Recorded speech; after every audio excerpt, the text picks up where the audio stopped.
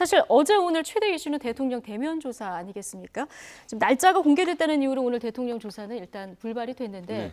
대통령 신분이 지금 피의자 아니겠습니까? 네, 그런데 이게 이제 공개인지 비공개인지 이거에 대해서 얘기를 자꾸 하는 것이 특혜다 이런 지적도 지금 나오고 있는 것 같습니다. 네, 그래서 사실 이제 그 보수의 가장 큰 어떤 뭐랄까요 상징이 뭐냐면 법치 국가를 주장하는 거 아니겠습니까? 법치라는 건 모든 사람이 법 앞에 평등해야 된다라는 그런 원칙이 있는데 네. 지금 대통령이 대면 조사와 관련한 어떤 부분들 또는 헌법재판소의 대통령 측 증인들, 대통령에 관련된 어떤 청와대라든지 혹은 이런 공직에 있던 증인들이 거부를 한다거나 이런 모습이 어떻게 되냐면 앞으로 일반 서민들은 그렇게 할 수가 있나요? 누가 검찰에서 만약에 대면 조사하겠다고 했는데 거부할 수가 있을까요?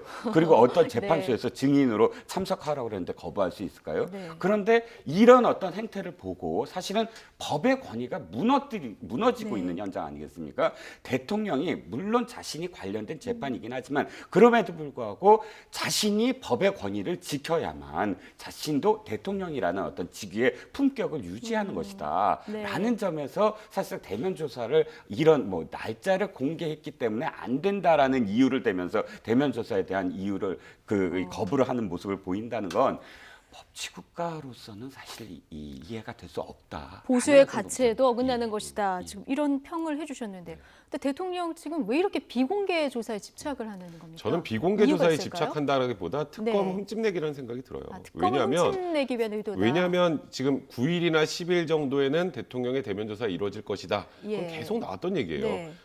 오늘 만약에 대면 조사한다는 게 그렇게 새삼스러운 얘기가 아닙니다. 네. 또 날짜 알려지면 뭐가 달라지나요? 그 날짜를 지금 어디서 흘렸는지도 불명확한 상황이에요. 지금 사실 특검 입장에서는 진실 공방할 것만 한번 해보자는 입장입니다. 우리 특검보들 전혀 지금 정보 유출하지 않았는데, 그러니까요. 그러니까 이게 또 청와대에서 뭔가 특검을 흠집내기 의해서 이제 의도적으로 한 게 아니냐는 얘기도 이제 특검 내에서 나오고 있는 상황입니다. 굉장히 강력한 입장을 조금 전에 네, 표명을 저도 이제 했더라고요. 상식적으로 생각을 하면 특검에서 예를 들어서 날짜를 흘렸다고 한번 가정을 하죠. 네. 그래서 9일로 특정이 됐습니다. 조사 내용은 다 비공개예요. 예. 뭐가 달라지죠? 언제든 받으면 받는 건데. 그러니까 그러니까요. 이런 부분을 가지고 예. 어제 보도상으로 보면 청와대 내부에서 굉장히 격앙된 반응을 보였다 이런 얘기가 나오거든요. 특검의 입장에서는 날짜를 흘려서 얻을 실리가 전혀 전혀 없는데. 없잖아요. 예. 그 날짜 흘리면 뭐 지금 그 대면 조사 받는데 기자들이 들어오나요? 그런 것도 아니고 어차피 다 비공개로 진행이 됩니다. 그런데도 불구하고 지금 그런 얘기를 하는 건 특검의 조사를 최대한 늦춰보자라는 그런 내용인 것 같고 거기다가 하나 더 더해서 지금 소위 말하는 태극기 집회에서 네. 특검에 관련해서 굉장히 좀 안 좋은 얘기들이 많이 나오잖아요. 네. 그러니까 예를 들어서 뭐 특검은 공정하지 못하다. 뭐 특검이 지금 뭐 무소불위의 권력을 휘두르고 있다. 뭐 이런 얘기들이 나오는데 예. 거기하고 묘하게 좀 오버랩이 된단 말이에요. 그러니까요. 지금 청와대에서 지금 얘기가 나오는 건 특검과 신뢰가 형성되면 대면 조사를 받을 것이다.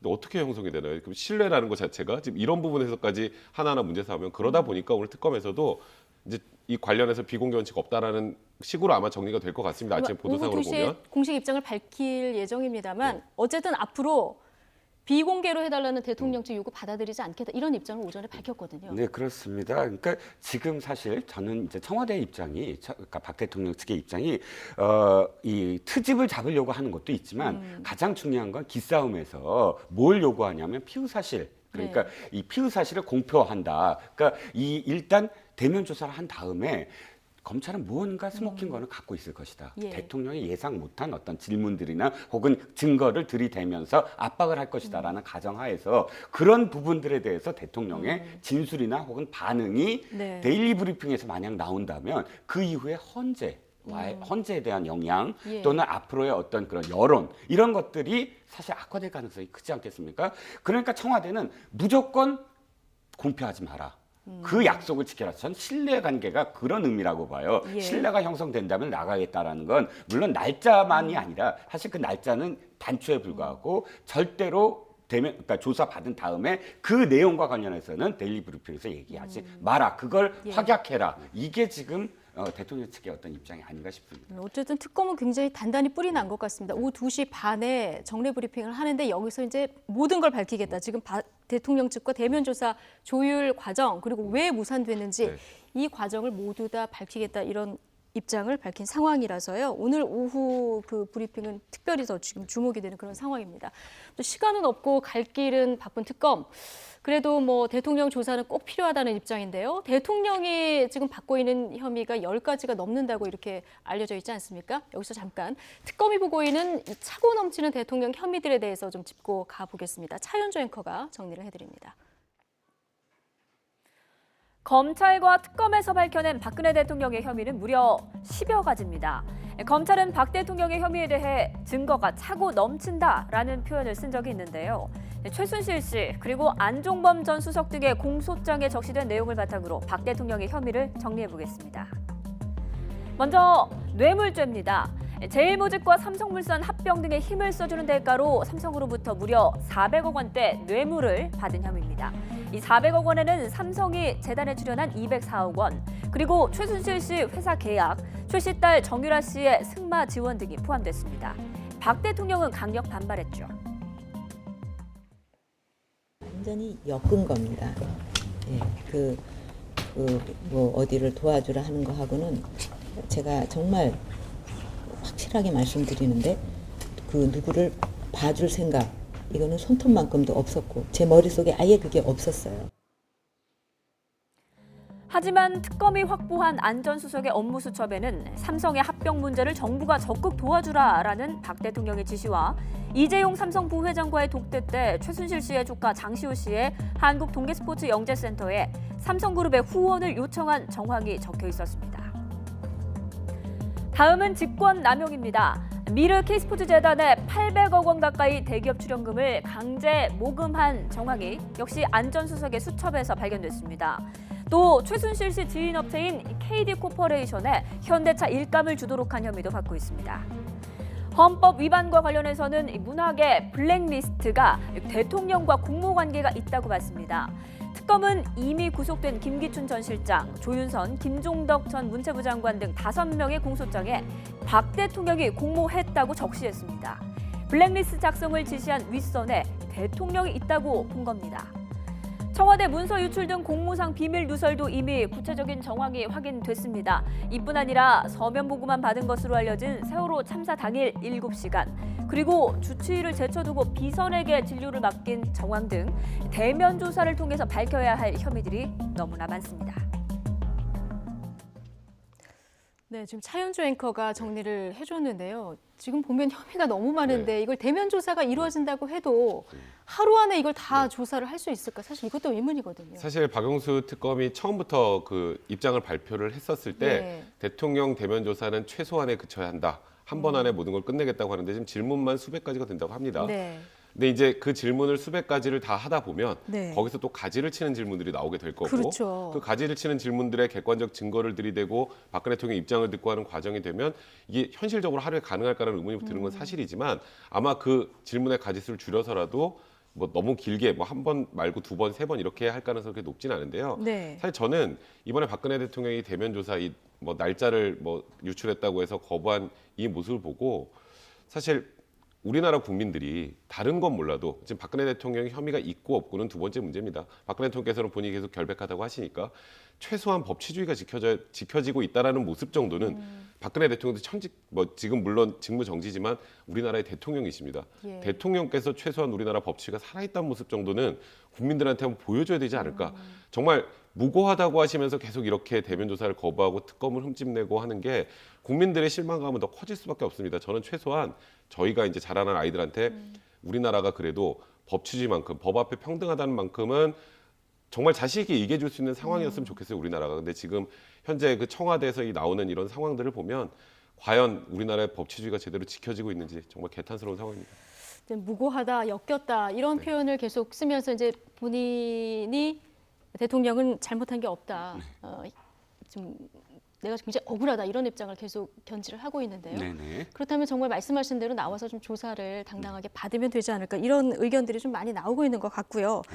근데 지금 말씀하신 대로 질문만 수백 개를 준비했다는 거 아니겠습니까? 그런데 이제 특검이 좀 하루밖에 시간이 없기 때문에 하더라도 전략을 좀 잘 세워야 될 것 같아요. 네, 그렇습니다. 그건 뭐 이미 검찰도 준비를 한 상황이에요. 특수본에서 대면 조사 준비를 했던 상황이고 거기에 사실 특검은 추가된 부분들만 있을 따름입니다. 네. 그렇기 때문에 그 특수본의 어떤 연장선상에서 대통령한테 무엇을 질문할 것인가에 대한 밑그림은 이미 다 짜여져 있다. 그러나 선후의 문제, 어떤 네. 것을 먼저 할 것이냐. 아까도 제가 그런 말씀을 드렸지만 검찰의 조사, 그러니까 특검의 조사라는 건 피의자 신분 또는 저 참고인이 모르는 질문부터 할 수밖에 없어요. 아, 예. 그러니까 예상 못한 것. 허를 그러니까 찌르는 허를 질문이요. 찌르는. 그러니까 예. 대통령이 지금 하나하나 기자들한테 이야기하는 부분들이 사실은 지금까지 언론에 나왔던 부분들 아닙니까? 네. 그게 이제 특검에서 나왔던 부분들이고요.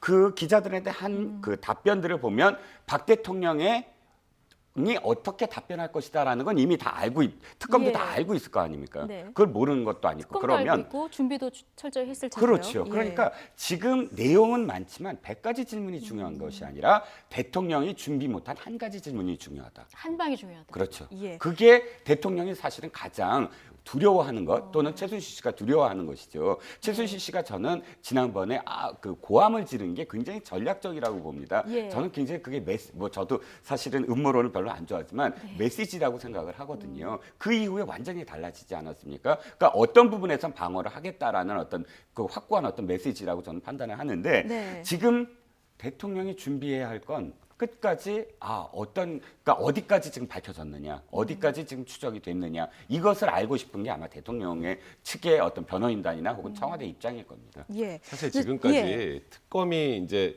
이렇게 어찌 보면 뭐 일정도 비공개하고 이런 여러 가지 내부 조건을 협의하고 조율했던 건 박근혜 대통령의 대면 조사가 없으면 지금 사실상 뇌물죄 이재용 부회장이 그 영장이 기각됐었잖아요. 그렇죠. 그때 영장 예. 기각 사유 중에 하나가 쉽게 말해서 뇌물을 받았다는 사람 조사도 하지 않고 영장을 청구하는 것은 좀 과하다는 취지의 얘기들도 있었어요. 예. 그래서 이재용 삼성전자 부회장의 영장 재청구 문제나 또 지금 현재 특검의 수사 기간까지 감안할 때 박근혜 대통령의 대면 조사 없이 특검이 문을 닫는 상황이 되는 거는 굉장히 좀 부담스럽잖아요. 네. 그러다 보니까 쉽게 말해서 청와대에서 원하는 것을 거의 다 들어줬던 겁니다.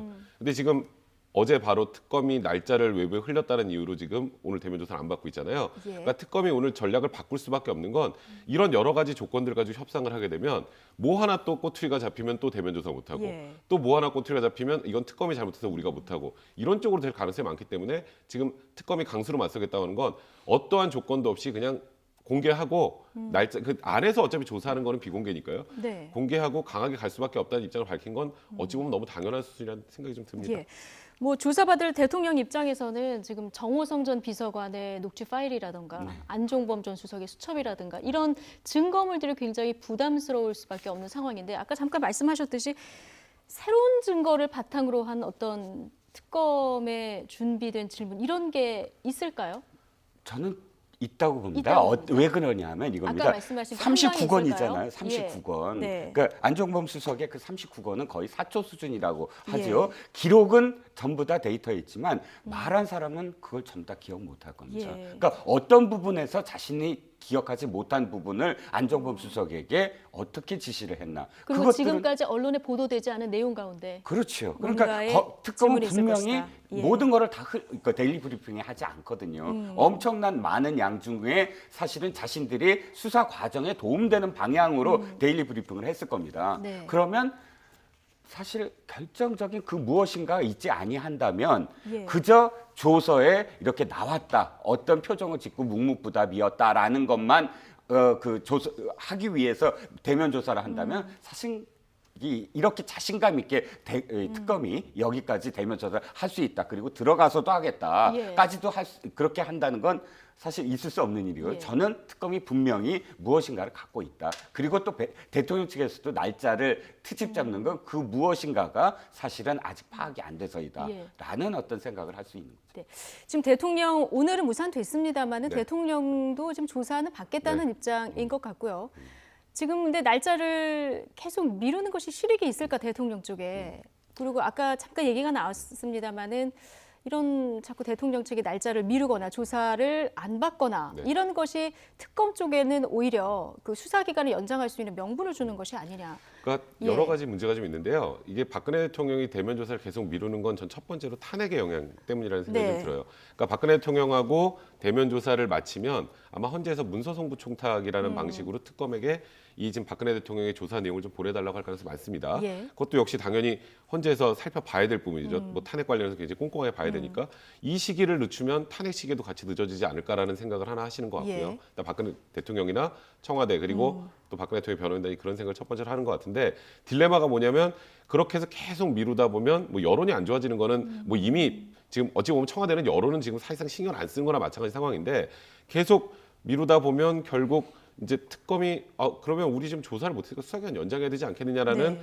확실한 명분을 또 주기 때문에 아예 안 받지는 않을 것 같습니다. 예. 그러니까 지금 계속 청와대에서도 박근혜 대통령이 특검과 신뢰관계만 다시 회복이 된다면 조사를 받겠다.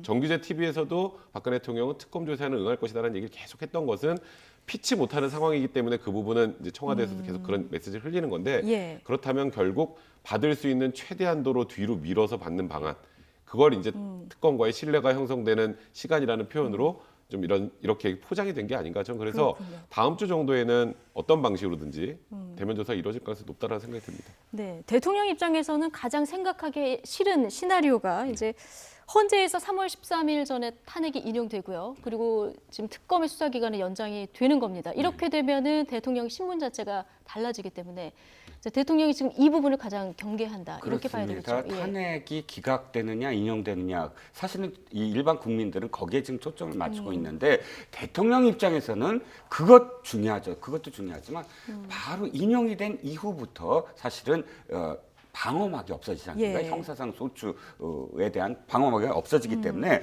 그러면 수사가 그다음에 자신에 대한 수사가 어떻게 이루어질 것이고 그러면 구속될 것인지 그러면 재판정에는 어떻게 나갈 것인지 이 일정을 생각하지 않을 수가 없거든요. 예. 가장 최악의 시나리오가 말씀하셨지만 특검이 연장되는 겁니다. 한 달이잖아요. 한 달만 연장된다면 만약에 3월 13일이라는 그러니까 박한천 소장이 말씀하신 그 부분 그 이전에 된다고 한다면 결정이 기각된다면야 또 이 12월까지 형사 소추가 계속 그러니까 예. 방어막이 형성이 되겠지만 만약에 인용된다면 현재 특검이 18일 정도의 시간이 남아 있어요. 그러면 바로 공소권을 유지하면서 구속 수사를 하면서 재판까지 회부할 가능성이 굉장히 큰 것이죠. 사실 그래서 2월 28일 날 종료되는 것이 박 대통령 입장에서는 가장 좋은 안전한 시나리오. 어떤 예. 의미에서 안전한 그런 결과라고 할 수가 네. 있겠습니다. 근데 그럴 가능성이 얼마나 되는지는 좀 지켜봐야 될 것 같습니다. 특검이 지금 대통령 대면 조사를 앞두고 뇌물죄 부분과 함께 들여다보는 게 지금 세월호 7시간 관련한 비선 진료 의혹 이 부분하고 또 하나가 우병우 전 민정수석의 비위 의혹 부분 아니겠습니까? 지금 보면은 정조준하고 있는데 주변인들은 조금씩 지금 다 조사를 하고 있는 상황인 거죠. 근데 우병우 수석과 관련해서는 사실 특검이 차려지기 전에 그 예. 전에 우병우 수석하고 그다음에 그 특별감찰관 이석수 특별감찰관에 네. 대한 조사를 했던 특별수사팀이 있었죠. 예. 근데 거기서 정말 너무 아무것도 한 게 없습니다. 그래서 예. 자료가 너무 없어요. 예. 그리고 우병우 수석 압수수색했는데 핸드폰도 뭐 연락처마저도 제대로 돼 있지 않은 완전한 새로운 휴대폰이고 아무것도 지금 나오지 네. 않은 상황이잖아요. 그러니까 분명히 국민들이 우병우 수석과 관련해서 수사를 제대로 해야 된다라고 생각하시는 분들이 많지만 특검 입장에서 딜레마에 좀 빠져 있는 것 같다는 생각이 듭니다. 우병우 수석에 관련된 게 뭔가 명확한 게 있었으면 아마 벌써 조사를 했겠죠. 근데 우병우 지금 수석의 결정적인 대면 조사도 아직 하지 증거는 못하고 별로 있는 없을 상황이니까 것이다. 예. 지금 현재까지 나온 거는 백승석 경위 관련해서 그 아들 그 운전병 특혜 보직 의혹 관련된 조사를 하고 있는데 그러니까 이건 좀 여기도 사실 주변적인 건데요. 굉장히 주변적인 건데 예. 이런 거나 얼마 전에 있었던 화랑 대표 그 그림 관련해서 그 가족회사 정강의 횡령 문제인데 그런 건 사실 완전히 그 곁다리 문제거든요. 예. 근데 이제 그래도 그런 여기서부터 지금 압박을 시작을 해 나가야 해가겠다. 된다 생각해서 하는 것 같은데 네. 근데 사실 국민들이 또 분노하는 건 그 백승석 경의 말입니다. 네. 백승석 경위가 예, 저희가요 그 우병우 지금 말씀하시려고 했던 것 네. 같은데 이 꽃보직 선발 관련해서 백승석 경위 소환 조사를 얼마 전에 받았는데 지난 국감 때 이런 얘기를 해서 정말 국감 그 화제의 말 베스트 3 안에 들었던 얘기인데요. 자 코너링 얘기를 했었죠. 이 얘기 좀 듣고 오겠습니다. 과묵하고 그 당시에 메모장을 들고 다니면서 이렇게 뛰어다닌다고 표현을 해야 되나 뭘 하나라도 더 배우려고 하는 그런 자세 그리고 운전이 정말 남달랐습니다. 예, 코너링이 굉장히 좋았고 약간 운전이 서투른 사람들 같은 경우는 수 있는데 요철도 굉장히 스무스하게 잘 넘어갔고 그다음에 코너링도 굉장히 좋았습니다. 다른 대원하고 비교가 많이 됐었습니다. 네, 더 배우려는 자세가 훌륭했고 코너링 어렵습니까? 운전하는데? 어렵죠. 예, 어렵군요. 그런데 예. 이게 더듬잖아요. 네. 사실은 자기가 코너링하고 또 코너링이라고 예. 그 더듬는 아니, 부분이 본인도 있습니다. 얘기하면 좀 사실은 민망했을 그렇죠. 것 같습니다. 그런 어떤 느낌이고요. 예. 이번에는 또 다시 이렇게 말을 바꾸죠. 4번 네. 바꾸는 중에 백미가 또 있습니다. 네. 그러니까 임의로 5명을 뽑아서 선발, 5명이 선택이 됐는데 이번에는 그 중에 이름이 좋아서 선발을 했다. 코너링이 좋아서 선발을 했다고 하다가 이번엔 우병우 특검에서 이번에 그렇게 얘기를 한 거죠? 특검에서 얘기했는데 예. 이름이 좋아서 선발을 했다. 그러니까 사실상 일관된 진술이 아니잖아요. 그러니까요. 4번이나 바꾼다면 사실 이 사람의 어떤 진술은 또는 증언은 사실이 아니죠. 사실이 아닐 가능성이 있다가 아니라 사실이 아니죠. 지금 이 4번 말바꿈을 정리를 해보면 감찰을 받았을 때는 경찰 간부 전화를 받았다. 검찰 조사 때는 기억이 나지 않는다. 국감에서는 지금 들은 것처럼 코너링이 좋아서 그리고 지금 특검 조사에서는 말씀하신 대로 이름이 좋아서 이렇게 급기야 4번이나 추첨까지 나왔죠. 그러니까요. 이름이 좋아서 뽑았다고 이렇게 하는데, 바꿨는데 예. 뭐 좀 의문이겠습니다만 이 누구를 보호하기 위해서 이런 그러니까 보호할 사람이 진술을 확실하게 했을까요? 있는 건데요. 예. 이거는 뭐 그렇게밖에 볼 수밖에 없죠. 아까 말씀하셨던 것처럼 100% 거짓말입니다. 근데 처음에 말했던 그 경찰 간부로부터 전화를 받았다라는 게 진실일 가능성이 굉장히 높은데 네. 그 경찰 간부가 누군지는 지금 알려지지 않은 상황이고 아마 이 부분 관련된 증거가 없다라고 판단하고 있는 것 같아요. 예. 사실 저 국감에서 코너링 얘기할 때 굉장히 많은 사람들이 웃었는데 운전병 뽑을 때 운전 실기시험 보고 뽑지 않습니다. 운전 실기시험 봐서 코너링 잘하는지 보고 예. 뽑나요? 아, 그렇지 실기시험 안 않아요. 봅니까? 안 보고 그냥 예. 뽑아요.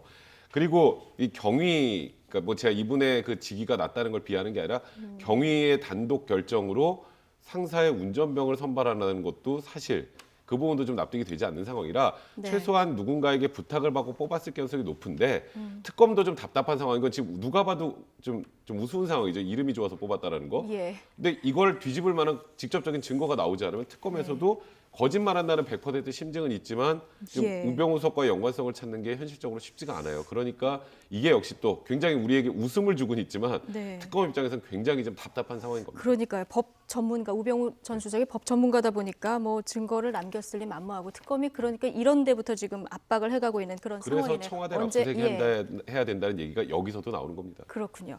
자, 다음 주쯤에는 소환될지 이것도 좀 주목해서 봐야 되겠습니다. 지금까지 백성문 변호사 그리고 이종근 데일리안 논설실장 모시고 얘기 나눠봤습니다. 두 분 고맙습니다.